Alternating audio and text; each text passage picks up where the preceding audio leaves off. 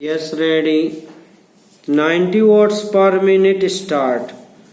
आमतौर पर हम लोग इस बात की चर्चा करते हैं कि मुगल काल में हमारा देश सबसे धनी था, लेकिन पश्चिमी देशों के मुकाबले उस वक्त भी बहुत पीछे था।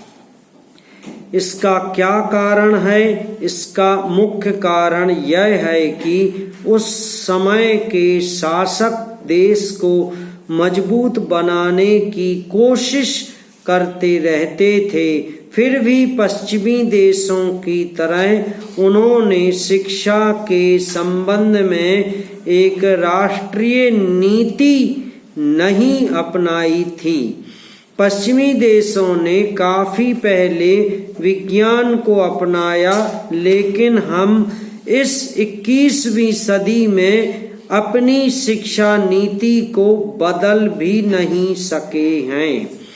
आज भी जब वित्त मंत्री जी अपना बजट भाषण पेश करते हैं तो उसमें शिक्षा के लिए ज्यादा पैसे की व्यवस्था करना वे जरूरी नहीं समझते। मैं सरकार के ध्यान में यह बात लाना चाहता हूं कि बड़े दुख की बात है कि कई राज्य सरकारें बीते कुछ वर्षों में शिक्षा पर अपने बजट का जो प्रतिशत खर्च करती आई है उसमें उन्होंने कटौती की है। ऐसी हालत में संविधान में सरकार पर शिक्षा के लिए और लोगों को शिक्षित करने की जो जिम्मेदारी सौंपी है उसको सरकार कैसे पूरा कर सकेगी, यह बात मेरी समझ में नहीं आती है। कोई भी ऐसा प्रगतिशील देश नहीं है जहां हमारे देश की तरह शिक्षा को सबसे पीछे रखा जाता है और उस पर इतना कम खर्च किया जाता है। पैरा सभापति महोदय, यदि आप आज्ञा दें तो मैं विभिन्न प्रदेश सरकारों ने आज तक शिक्षा पर जो खर्च किया है उसके आंकड़े इस सदन के समक्ष रखना चाहता हूं।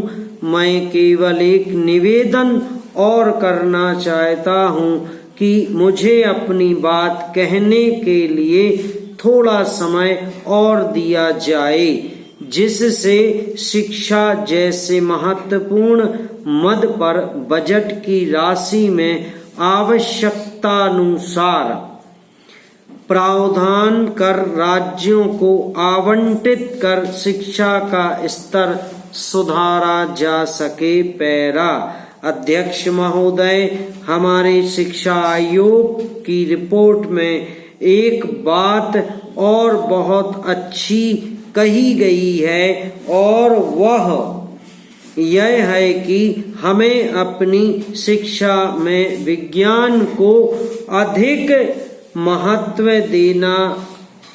आज की दुनिया में हम तेजी से उन्नति करना चाहते हैं तो इसमें